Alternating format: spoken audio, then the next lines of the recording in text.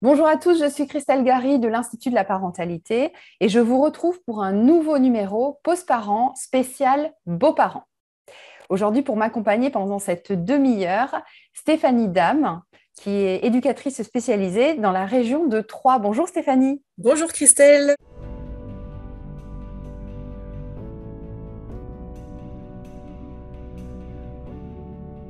Merci de m'avoir invitée. Alors, merci d'être là. Est-ce que tu peux nous dire deux mots te concernant? Oui, alors écoute, moi je suis éducatrice spécialisée indépendante et dans ce cadre-là, une de mes missions, c'est d'accompagner justement les parents dans l'exercice de leur parentalité et dans la compréhension des comportements de l'enfant au quotidien. Alors, moi, je suis ravie que tu puisses, que tu aies pu répondre présente à ce rendez-vous parce que une famille sur 10 est une famille recomposée. Donc, la place du beau-parent, c'est une question que beaucoup d'entre nous se posent. Et évidemment, lorsque je parle de beaux-parents, je parle de la personne qui a été choisie par le parent pour rentrer dans sa vie amoureuse et dans la famille. Donc, c'est une personne qui est imposée à l'enfant. Mm. Donc, ça peut être dans un contexte plus ou moins facile. Ouais. Cette place est difficile à prendre, effectivement, hein. Et comme tu dis, c'est plus ou moins facile, ça dépend des situations, parce que chaque situation va vraiment être unique, hein. Et c'est dans cette situation unique que le beau-parent va devoir prendre sa place et la trouver.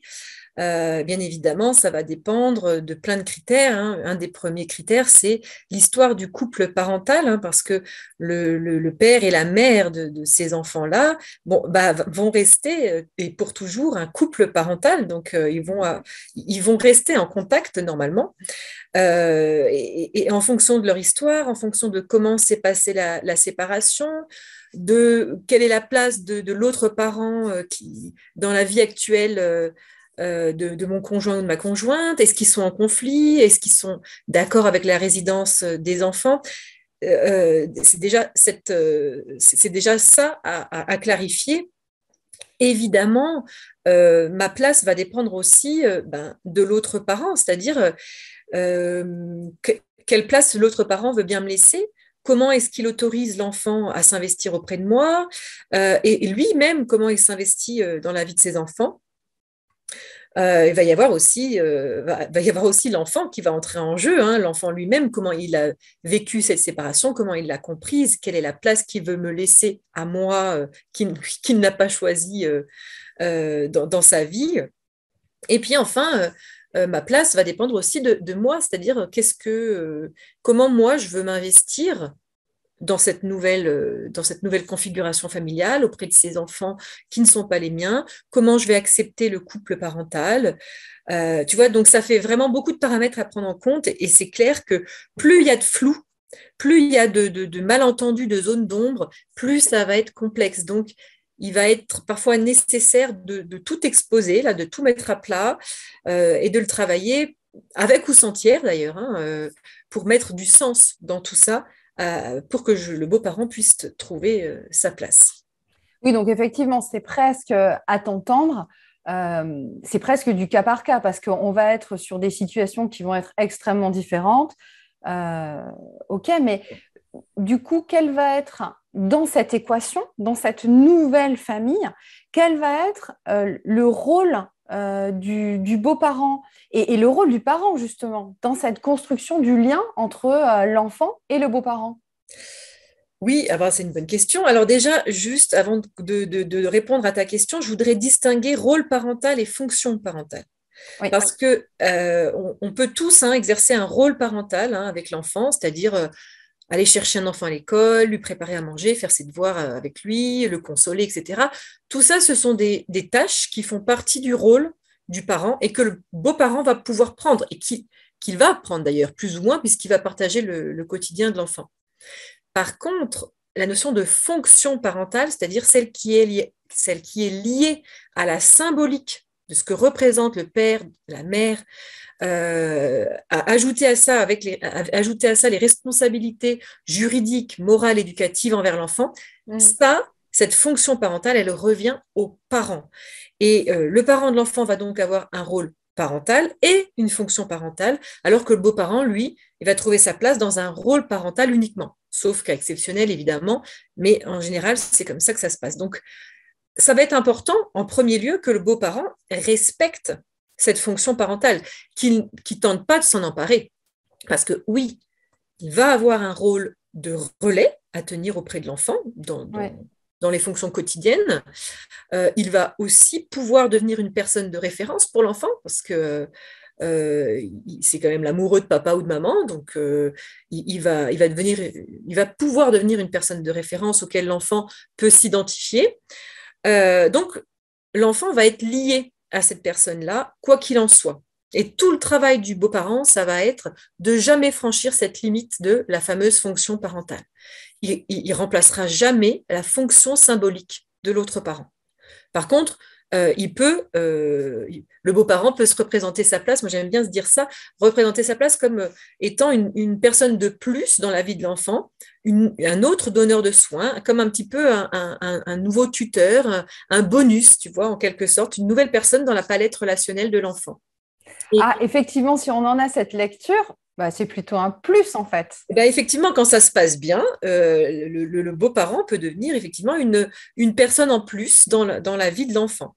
Et Et donc, c'est à travers ces actions du quotidien que le lien va pouvoir se faire tout entre à le fait. beau-parent et l'enfant. Tout à fait, mais le parent va quand même avoir, et tu le disais dans ta question, va quand même avoir un rôle à jouer là-dedans parce que il va devoir soutenir le beau-parent dans la place qu'il va pouvoir prendre. Donc ça implique d'en discuter en amont, et sans l'enfant évidemment, de verbaliser dans le couple quelles sont les attentes de chacun, de s'ajuster en fonction de l'autre partenaire. Et puis quand même, il va être important que l'autre parent, celui qui cohabite pas avec nous, donne son autorisation, qu'elle soit verbale ou non verbale, pour laisser la place aux beaux-parents et autoriser l'enfant à s'engager auprès de cette nouvelle personne-là.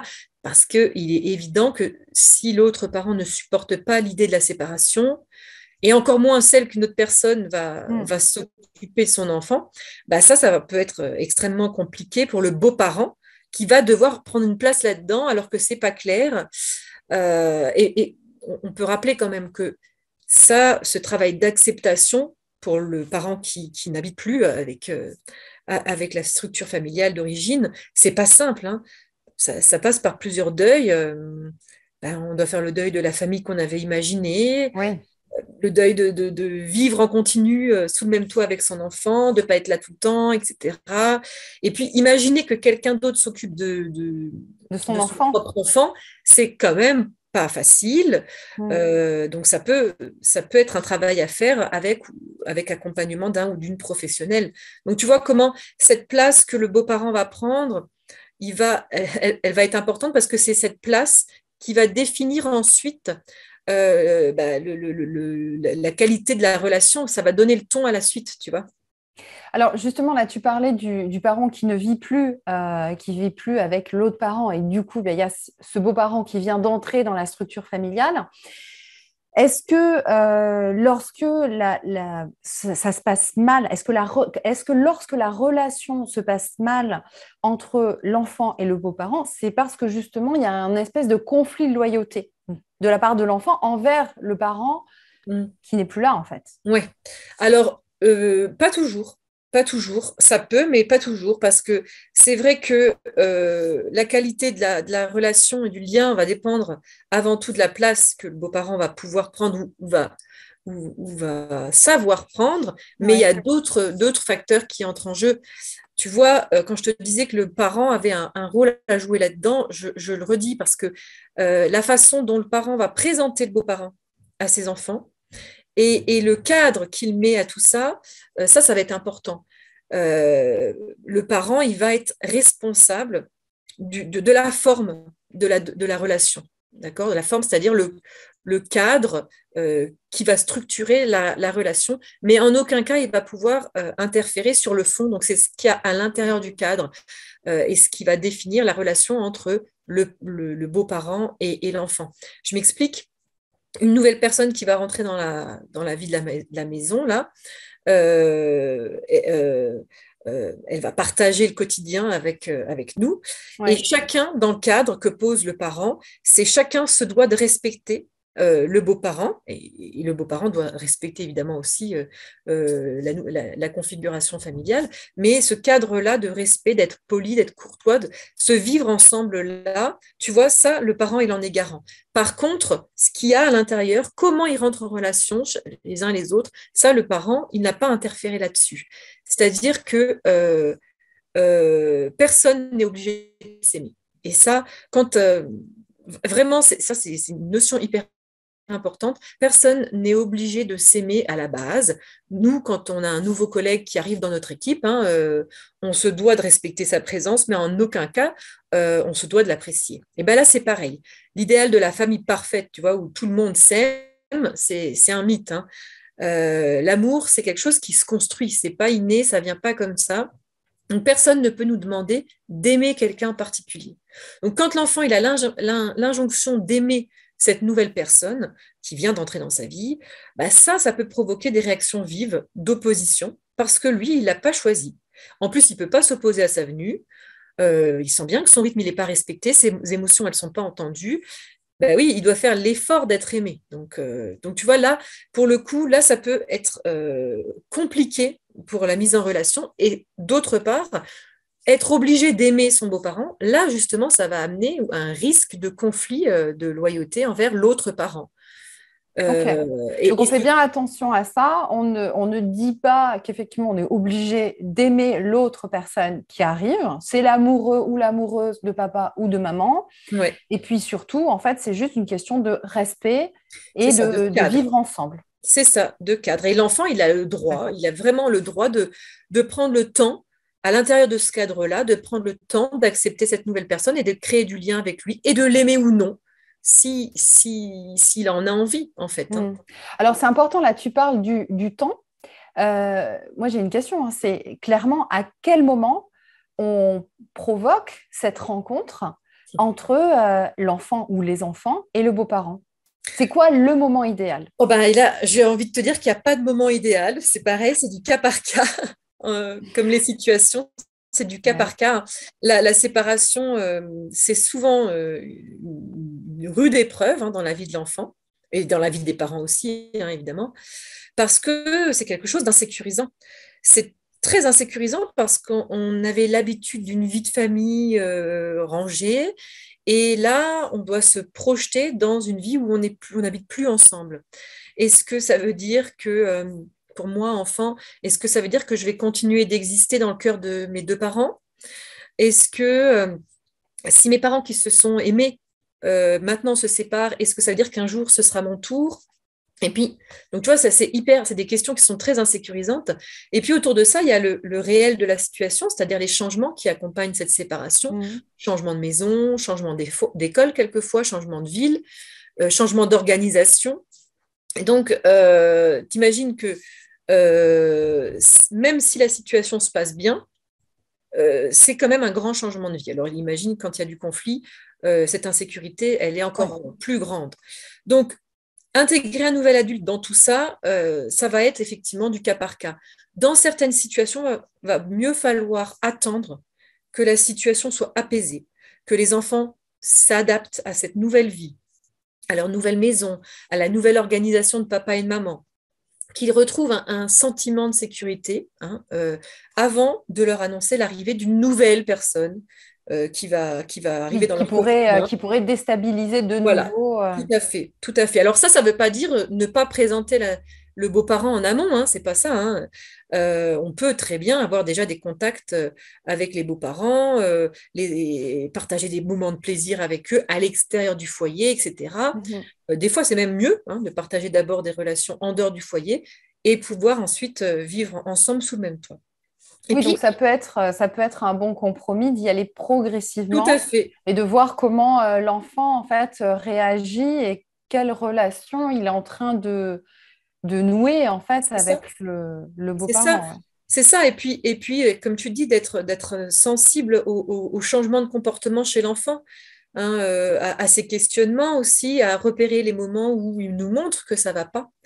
Et dans cette situation-là, il y a aussi le cas où l'arrivée rapide d'un nouvel adulte, ça peut être une plus-value. Tu vois, si la situation est complexe, le parent est très insécurisé par la situation, eh ben, l'arrivée d'un nouvel être aimé, hein, par le parent, donc son nouveau conjoint, ça peut être une source de sécurité pour ce parent-là afin de gérer la situation de manière un peu plus apaisée. Tu sais, c'est le fameux prendre soin de celui qui prend soin. Donc, c'est ce beau parent qui va prendre soin du parent dans la situation complexe pour que le parent s'apaise et puisse prendre soin de ses enfants. Donc, tu vois, c'est réellement du cas par cas. Oui, c'est ça. C'est vrai qu'on le répétera jamais assez, hein, mais c'est vrai qu'un parent qui se sent en sécurité est disponible à pouvoir prendre soin de son enfant. Oui, Mm. tout à fait. Alors, donc, imaginons le nouvel adulte rentre dans ce nouveau cadre familial, alors qu'il ait des enfants ou pas, il y a peut-être du coup de nouvelles règles qui vont venir questionner qui étaient connues de l'enfant. Comment on retrouve un équilibre avec ce mélange de toutes ces règles, de ces valeurs, comment on fait ce nouveau foyer? Ah bah, là déjà, comme je l'ai dit tout à l'heure, la première règle à donner, et ça, c'est le parent, hein, vraiment qui en est garant, c'est ce fameux cadre de vie, Mm. c'est-à-dire le respect mutuel. Je ne suis pas obligée d'investir la nouvelle personne, mais je lui dois du respect. Donc ça, c'est vraiment la première règle à donner. Et alors, pour chacun des membres de cette nouvelle configuration Mm. familiale, il va y avoir des changements, hein. Moi, j'aime bien dire que ça va être un sous-système de la famille d'origine. Il y a la famille d'origine, et puis après, la famille d'origine se sépare et on a des sous-systèmes qui se construisent, qui sont en mouvance, hein, des fois aussi. Et donc, dans ce sous-système, ben, chaque personne va devoir retrouver un équilibre et forcément, les interactions vont changer, forcément, les règles vont bouger.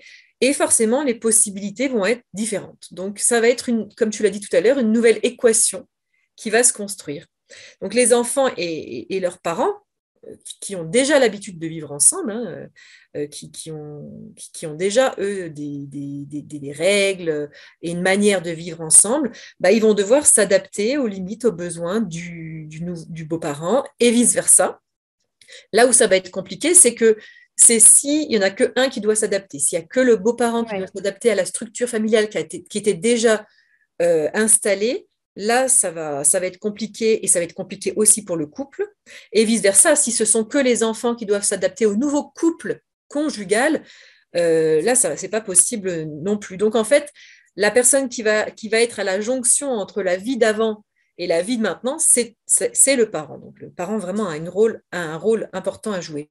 Et puis, il y a des nouvelles limites, il y a un cadre différent, mais oui, il y a aussi d'autres possibilités d'exploration, puisque l'arrivée du beau-parent, ben, ça va impliquer des nouvelles ouvertures, un nouveau réseau, des nouvelles passions, des nouvelles activités. Donc, en fait, tu vois, dans toute reconfiguration, il y a des choses à perdre, mais il y en a aussi à gagner. C'est ça qu'il faut voir, hein. C'est comme quand je dis que le beau-parent, ça peut être un bonus dans la vie de l'enfant.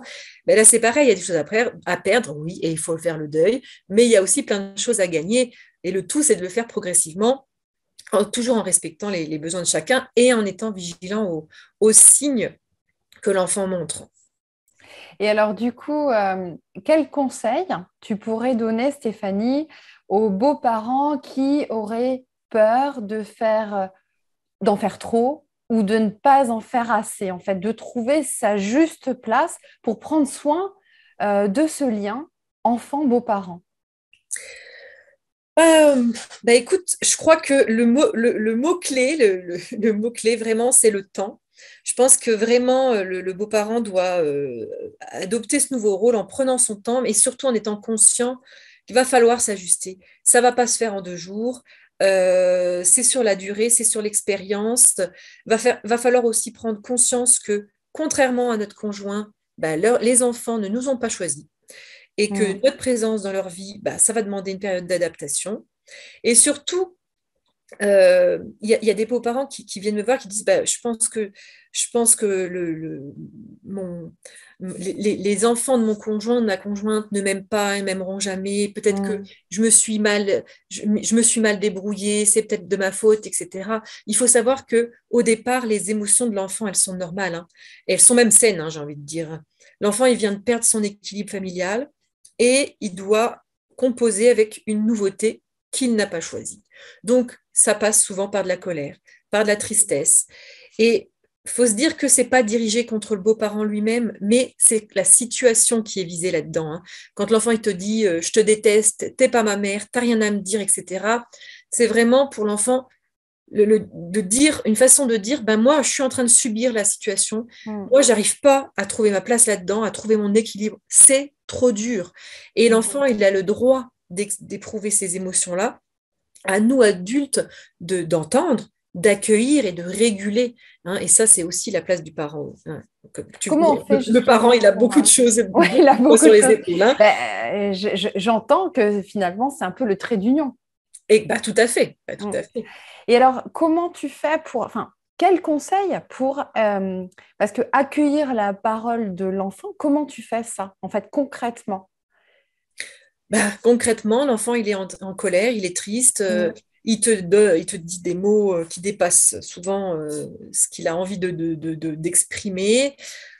Ben, c'est d'accepter que, ben, tu vois, c'est de refléter ce qui est en train de se passer. Ben oui, je vois bien que tu es en colère, je comprends. Alors ça, c'est le parent, hein, qui peut dire ça, ou le beau-parent aussi, si il se sent à l'aise avec ça, ben, de dire, je comprends que tu sois en colère, Mm. c'est pas facile pour toi, c'est pas facile pour moi. C'est encore moins facile pour toi parce que tu n'as pas choisi cette Mm. situation, tu as le droit d'être en colère. Et malgré cette colère-là, moi, je suis là et je serai toujours là et on va l'entendre et on va faire avec. Et puis, c'est ça. C'est-à-dire que c'est clair que si tu rentres en face, et c'est souvent ça qui se passe, mais parce que quand on est dans la situation, bah, c'est compliqué, hein. Ouais. C'est souvent ça qui se passe, c'est que quand l'enfant il te sort des mots qui sont durs, hein, t'es pas ma mère, t'es pas mon père, t'as rien à me dire, je veux pas de toi, je t'ai pas choisi, etc.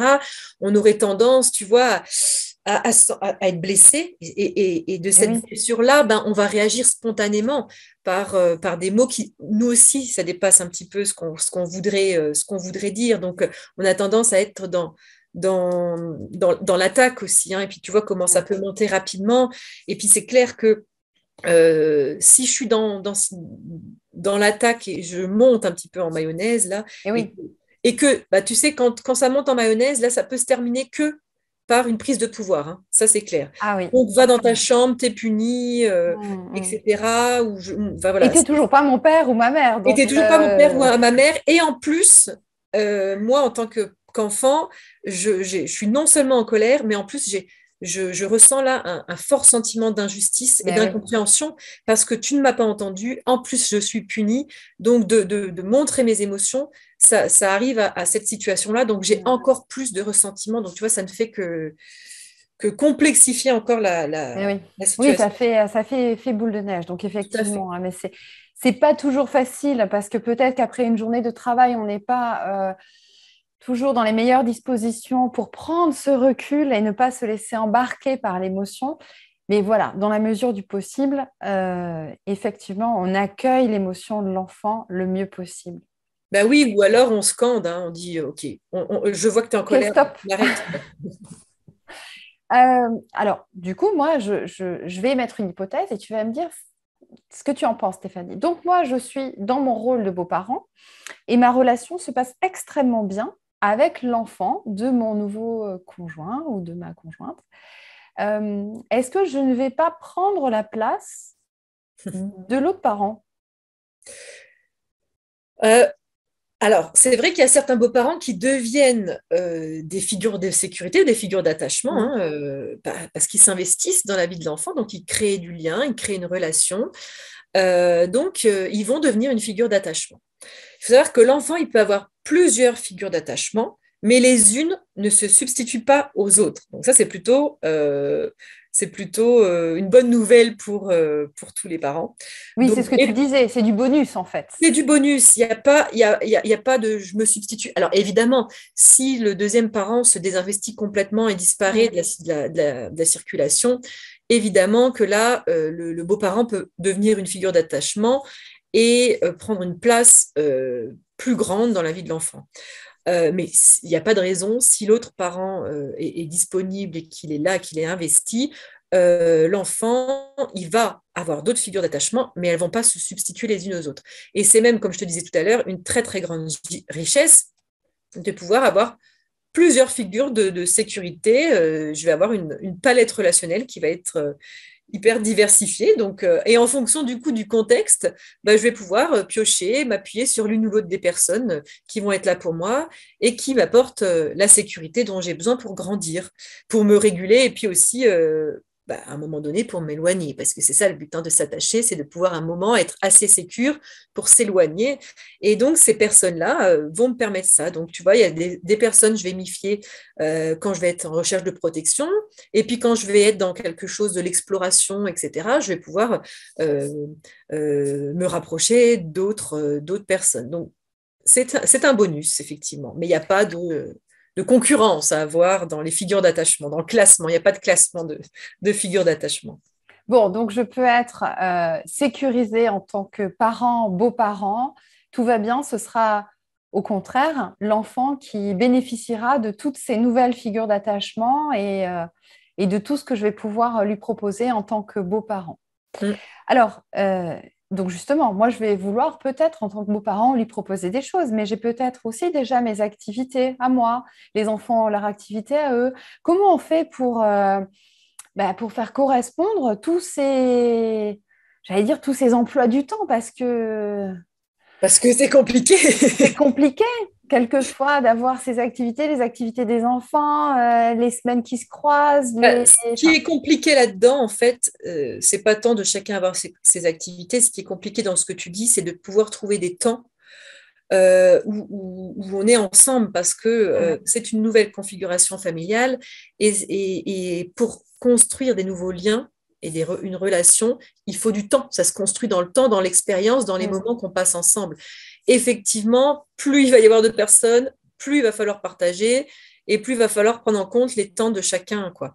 Donc moi, ce que je propose aux parents et aux beaux-parents quand ils arrivent en consultation, c'est au moins au début de la nouvelle configuration, au moins au début de ça, de pouvoir alléger un petit peu les plannings de tout le monde. En fait, l'idée étant de réfléchir les temps où on est Mm. ensemble. C'est-à-dire, euh, plus je vais réfléchir le moment où on va être ensemble, plus bah, je vais être entièrement présente dans ce moment-là, tu vois, et ça fait des moments de qualité. Donc, on transforme des moments où je ne sais pas trop quand est-ce qu'on va être les uns avec les autres, et c'est dans une société où vraiment on est à 100 à l'heure, là, bah, on va poser des temps ou des temps qui sont pensés ensemble.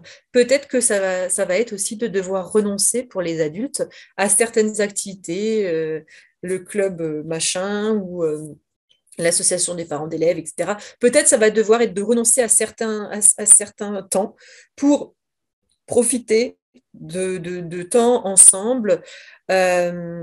Voilà, donc tu vois, on va définir ensemble des moments où bien ciblés et on va les réfléchir ensemble pour que ça se transforme en moment de qualité. Ok, donc très bien. Ok, donc on prend ces temps qui vont être dédiés à travailler finalement notre lien en fait entre enfants, beaux-parents, etc.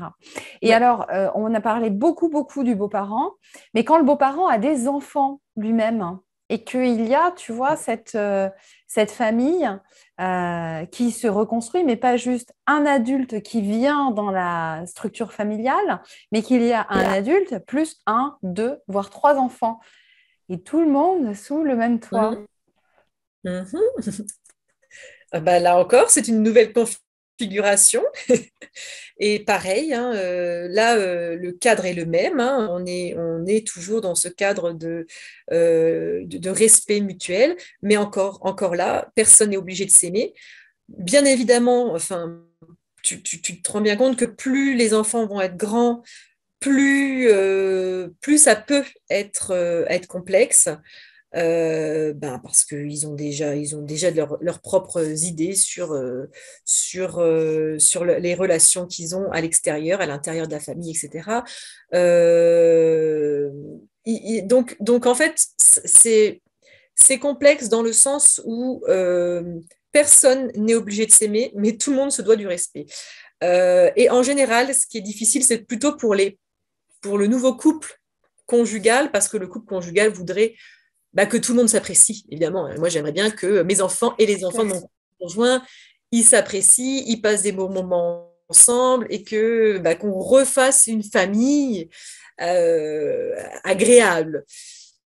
Et c'est pas toujours le cas parce que parce qu'on n'a aucun contrôle sur le côté affectif de ce qui se passe entre les membres de cette nouvelle famille-là. Donc, effectivement, là, c'est de pouvoir entendre les avis de chacun, de pouvoir les respecter, de respecter que moi, cet enfant-là que je n'ai pas choisi, qui partage ma vie, moi, j'ai aucune affinité avec cet enfant-là et j'ai pas envie d'en avoir, j'ai pas envie de faire d'efforts d'en avoir. Ça, c'est accepter cette situation-là, c'est déjà un premier pas dans l'apaisement de la situation, j'ai envie de dire. Plus on va s'acharner en tant qu'adulte, pire ça va être, j'ai envie de te dire, tu vois. Donc, voilà, c'est trouver. Puis des fois, tu sais, on peut se faire aider aussi par un tiers, et notamment la thérapie familiale et systémique, hein, ça marche très très bien. Hein. La systémie, c'est vraiment on prend l'ensemble du système en considération, c'est-à-dire les deux familles d'origine, la famille, la nouvelle famille, et comment tous ces systèmes-là s'imbriquent les uns dans les autres et comment on peut aider à ce que ce nouveau sous-système puisse fonctionner de manière au moins apaisée. C'est ça qu'on demande. Écoute Stéphanie, on arrive au terme de notre échange. On s'est dit plein de choses. Si je devais résumer ton propos, en fait, moi, je retiendrais que finalement, tout part du couple, du nouveau couple. Et puis qu'il faut faire la part belle à la communication et il faut que le parent soutienne le beau-parent dans son rôle et que il n'y aura pas d'amalgame avec la fonction parentale. Ça, j'ai bien retenu. Et puis surtout, on n'a pas besoin de s'aimer. Les enfants ne sont pas obligés d'aimer. Mais par contre, on se respecte tous et on accueille surtout l'émotion de l'enfant. Oui. Et je rajouterais, Christelle, on a cette notion de temps. On prend son temps. Ça se fait pas dans les 2 mois, les 3 mois. Ça prend du temps de réinstaurer un équilibre, d'entrer en relation, d'entrer en lien. Ça prend du temps et ça prend de la communication, comme tu as dit. Mais le temps, c'est vraiment l'élément clé de cette nouvelle configuration familiale. C'est ça. Donc, autant de situations, autant de familles possibles. Si on a besoin, eh bien, on peut faire appel à un tiers, à un professionnel comme toi, par exemple, pour se faire aider dans ce genre de situation. Et ben voilà. Donc, en fait, Stéphanie, je te remercie. Je t'en prie, c'était très sympathique. Donc, vous pouvez retrouver tous les conseils de Stéphanie en replay dans la rubrique ressources post-parents sur notre site internet www.institut-parentalité.fr. Pour vous, habitants de la région de Troyes, vous pouvez retrouver Stéphanie qui exerce dans votre belle région. Vous pouvez la contacter au numéro qui s'affiche en bas de votre écran, le 06 80 90 27 45. Et je vous rappelle pour tous les autres que les experts, donc l'équipe des experts de l'Institut de la parentalité de Bordeaux-Florac et de Paris-Sénart, vous reçoivent sur rendez-vous. Pour cela, il vous suffit d'appeler le numéro qui s'affiche en bas de votre écran. Merci à tous de nous avoir suivis. À bientôt. Merci Stéphanie encore. À bientôt, merci. À bientôt, prenez soin de vous.